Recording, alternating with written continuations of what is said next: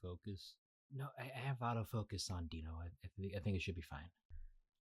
All right. So, Marble League got some new teams, and I know. I said I'd get to these teams when I talk about the qualifiers, but I'd still have to talk about 12 other teams, and that's a lot of work right there. Plus, I just got back from vacation. Thank you for noticing my tan. No way I'ma just let some content pass me by.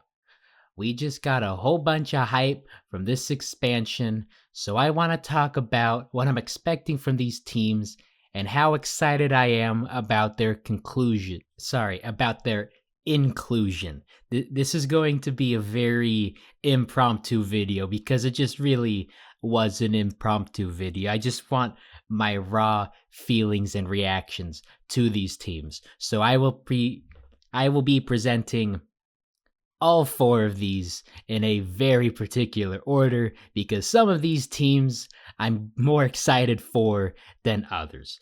So right off the bat, we got Team Plasma. Should have been the Golden Orbs. I'm sorry. It just should have been them. I do not know why, but I just do not like Team Plasma. Maybe because they sucked in their only appearance at the 2018 qualifiers, including a win in the mass DNF. Or maybe it's just because they're similarly named to some baddies in Pokemon. And I get it that Team Galactic is also the name of some baddies in Pokemon. I think I stopped watching that show in 2005. Point is, we ain't talking about Galactic right now. Believe you me, once Galactic fails to qualify again, they can catch these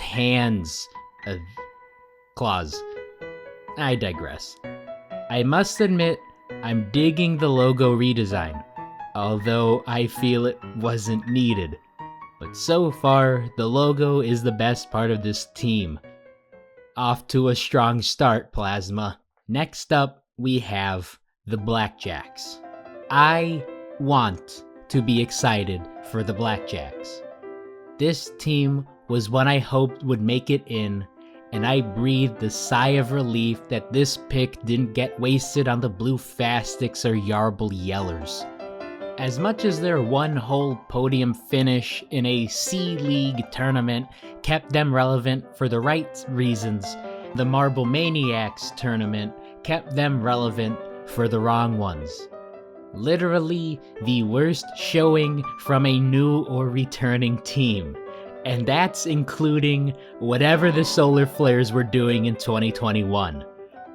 Much like Team Plasma, the only appearance for the Blackjacks was failing spectacularly in the 2018 qualifiers.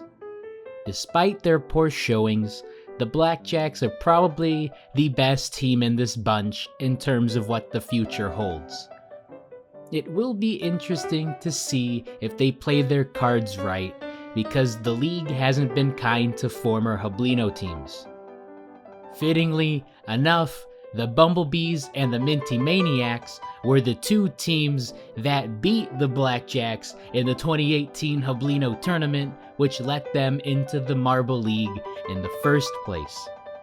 The Blackjacks have a chip on their shoulders, so they might double down on their performance.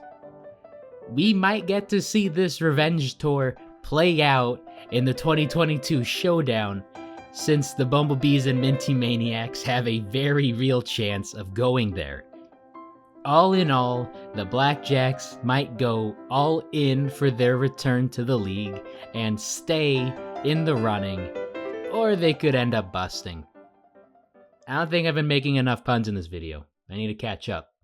Alright, next up, Purple Rockets. This team basically didn't exist before 2021, because any footage went missing or their events weren't recorded. Gotta keep that kayfabe on. The Purple Rockets competed in their first modern marble tournament with a pretty shiny outcome. Winning the Marble Maniacs tournament basically amounts to winning a trip to the DMV, but that win was still enough clout to get them back into the conversation and become essentially a first ballot pick for the big show. I don't know what to expect from them. We can just hope that their success from MMX carries over. What I do know is that they become the third purple space team, and they're still not fucking purple. I'm just glad that the Blackjacks and the Purple Rockets were the only two teams from MMX that were brought on for the Marble League. It makes sense, because these were the only teams who existed before MMX. I mean, Strixes? Constrictors? Noxious Ivy? Who the fuck are you people? I would rather have a milk team in the league than the ones who started up for this very awkward tournament. Last, and probably least from what we've seen from expansion teams, but hopefully not least, the new team, the Wolfpack. Sorry, not even the Wolfpack, just Wolfpack. Much like the Solar Flares last year, Wolfpack has never competed in a competition like the Marble League. These are fresh unis, fresh logos, and fresh names. Whenever they reveal the roster, I do not know when that will be. I love the logo. Very symmetrical, with the yellow highlights looking like mountains, you know, the place where you'd find wolves, giving a nice homage to the logos such as the Minnesota Wild or the Minnesota Timberwolves. I guess it's just a Minnesota day today. Another thing I like about this team is the name. It's not plural, as many of the other teams are. Like Savage Speeders, O-Rangers, Hazers. It also doesn't have team in front, like Team Galactic, Team Primary, or Team Momo. The only other teams I can think of that don't fit those naming conventions are Mellow Yellow and Shining Swarm. I also really love that it's just one word. Wolfpack. Short and to the point. And before you rush into the comments, yes, I know that Wolfpack implies multiple wolves, so Wolfpacks would be redundant, unless you're about to be shredded into a million bits. Like, oh no, we're surrounded by a wolf pack. Oh no, here comes another wolf pack. That's two wolf packs right there.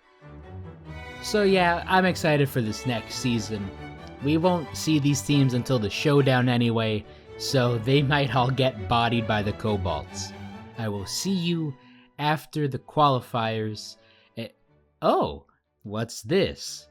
Oh wait, I know. See, after I streamed my critiques, using that term loosely, of the logos for marble teams, the designer of those logos reached out to me and wanted to give me comments and feedback on my comments and feedback.